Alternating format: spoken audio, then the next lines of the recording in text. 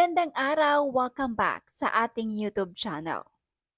Hindi na nakayanan pa ng sexy ang actress na si AJ Raval ang mga masasakit na salita na binabato sa kanya ng mga netizens. Dahil pa din sa hiwalayan ni Aljur at Kylie na magpasa hanggang ngayon ay si AJ Raval pa din ang itinuturong third party.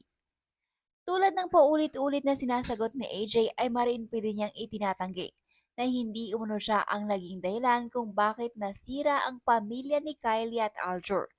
Dahil bago pa man umano maging sila ni Aljur ay wala na daw talaga ang mag-asawa. Hinamon pa ni AJ ang netizens na hanapin kung sino ba talaga umano ang totoong sumira ng relasyon ng mag-asawang Kylie Padilla at Aljur. Dagdag pa nito, bakit magpasa hanggang ngayon umano ay siya ang sumasalo ng kasalanan ng iba.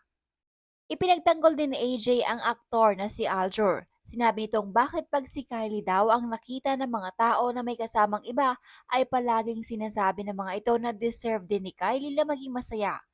Ngunit bakit pagdating daw sa boyfriend nitong si Aljur Abrenica ay batikos ang natatanggap nito? Dapat daw bang si Kylie lang ang maging masaya? Walang inagaw at lalong wala kaming nilokong tao. Alam yan ni Kylie. Kung si Raman family nila, one thing is for sure. Hindi ako ang nanira ng family nila. At literal na hiwalay na sila bago ako pumasok. Kaya wala kang karapatang sabihin sa akin yan. Bakit hindi niyo na lang i-research or hanapin kung sino ba talaga nanira? Bakit ako ang sumasalo ng kasalanan na hindi ko naman ginawa? Anyway, may you find your peace and happiness. God bless you and your family. May asawa ba? Hiwalay, literal na hiwalay. Uulitin ko, hiwalay. Literal na hiwalay. So pag si Aljur nagkaroon ng partner, kasalanan na. Pag si Kylie nagkaroon ng partner, deserve niya maging masaya, pareho lang naman sila. FYI, madam, hindi po tayo perpekto pero panigurado alam niyo po ang tama sa mata ng Diyos. Matapang kong hinarap yan, inamin namin yan at walang nag-deny. Kung nag-play safe or nagsinungaling kami noon, edi sana safe na safe rin kami ngayon. That time, totoo naman na ligawan stage kami at last year, July 17, 2022 lang naging official. So anong problema mo sa amin? Anong deny ang sinasabi mo? Mabuti ang intention ko, wala akong masamang hangarin. At hindi ko kayang manakit ng kapwa ko tao. Walang katotohanan niyang sinasabi mo. Binahagi din ni AJ Raval ang palitan nila ng mensahe ng dating misis ni Aljura Brenica na si Kylie Padilla na kung saan mababasa na nagpaalam ang sexy actress kay Kylie na ilalabas na nila ang relasyon ni Aljur. Ayon kay AJ ay nire-respeto umano niya si Kylie pero pagod na daw silang magtago sa publiko. Mababasa naman ang sagot ni Kylie na tila nag-aalala ito kay AJ dahil sa paglalantad nila ng kanilang relasyon. Sa huli ay nagpapasalamat pa din si Kylie Padilla dahil sa ginagawang pag-aalaga umano ni AJ Raval sa mga anak nito. Nag-post na ako ng video namin ni AJ. I do respect you, pero gusto ko na lang din manahimik mga tao and tigil na sila sa kakahuli sa amin. Nananawa na rin ako. I hope everything is fine. Ayon kay AJ Raval. Tugon naman ni Kylie Padilla. Okay naman ikaw. It's fine, ano ka ba? Wala namang issue sa akin.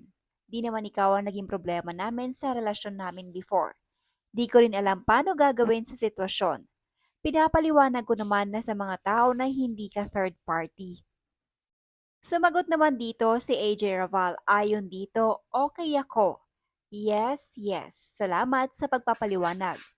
Na-appreciate ko yon at humihingi rin ako ng pasensya sa inyo sa nakos ko na gulo.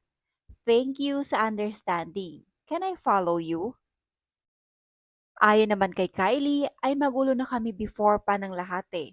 Magulo lang talaga. Baka may way para maipakita natin na okay naman na ang lahat.